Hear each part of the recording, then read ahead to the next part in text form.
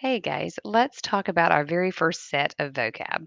Now, if you are one of my face to face students, you do not have to watch this video because you will be hearing this conversation happen in class live. But if it makes you happy to see my entire face as I talk about vocab instead of like masked up, that is entirely up to you.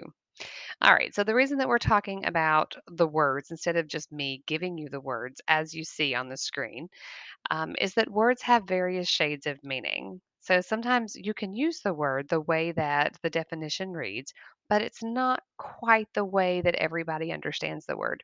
Words have two different definitions.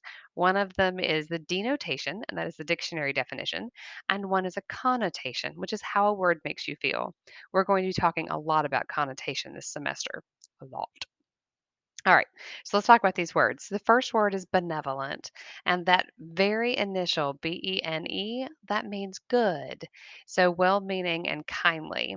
I always thought that it was amusing on the first time that I saw Disney's Descendants that the two main characters were Ben and Mal, Ben being good and Mal meaning bad. And I was like, oh, look, good and evil are dating. I thought that was really amusing. Or if you happen to get to Romeo and Juliet last year, Romeo's cousin's name is Benvolio, and dude is one of the only ones who survives, and he is good by nature, Benvolio.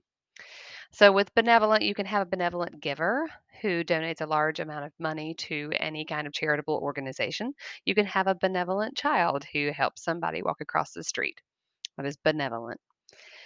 Metaphor, very simply, is a comparison without using like or as. So instead of saying, Juliet is like the sun, Romeo just says, Juliet is the sun. So the comparison just makes it a straight up statement. Symbol, an object that stands for an abstract idea. We use symbols all of the time for things that we cannot touch. You cannot touch love.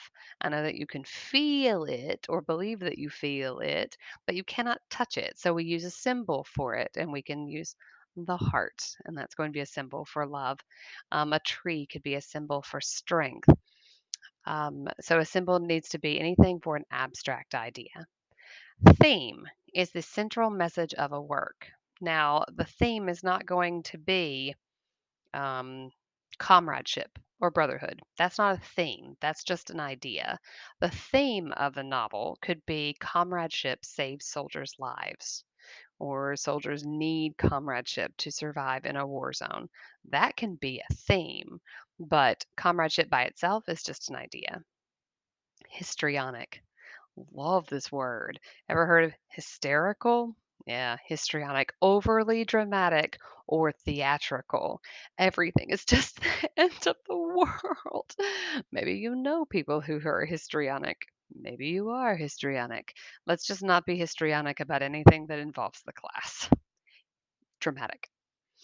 The next one is irony, using language in a way that usually means the opposite. Irony shows up in a number of different ways. There are lots of different types of irony, but it's normally something unexpected that pops up. Caustic. Caustic is a good word. It means bitterly sarcastic. Um, it's not, I can be sarcastic. I am sarcastic. That's just the way that I speak. But caustic means that you're being sarcastic with the purpose of like metaphorically peeling the flesh off of somebody's bones. You're doing so to be mean. It is bitter. That's what caustic is. So even though I'll be sarcastic, I will try not to be caustic. Disgruntled. Disgruntled is unhappy or annoyed, just generally unsettled, just unpleasant. In most cases, when you hear disgruntled, you will hear of a disgruntled employee, somebody who just never gets their way and everything is just bad all the time. That is disgruntled. Morose. Oh, bless. Sullen and ill-tempered. If you are familiar, if you are familiar with Eeyore from Winnie the Pooh, you can think morose. Nobody loves me. Everybody hates me. Just really down the dumps all the time. That's morose. And finally, consonants, just because I think that you need to have some really good English foundation words in this part of your vocabulary. Consonants is the repetition of consonant sounds. And consonants, if you have a refresher course from kindergarten or first grade, consonants are any letter that are not vowels, the vowels being A, E, I, O, U. So consonants would be B, C, D, F, G, H. So those are going to be your consonants. Okay, I think that's it. That is vocab one for my honors class. We will take a quiz on this in a little while. You do need to have a working definition of each of the words. You do need to be able to produce the definition for the quizzes. You also need to be able to produce an example. When you are writing a sentence with these words, please do not say, he was benevolent.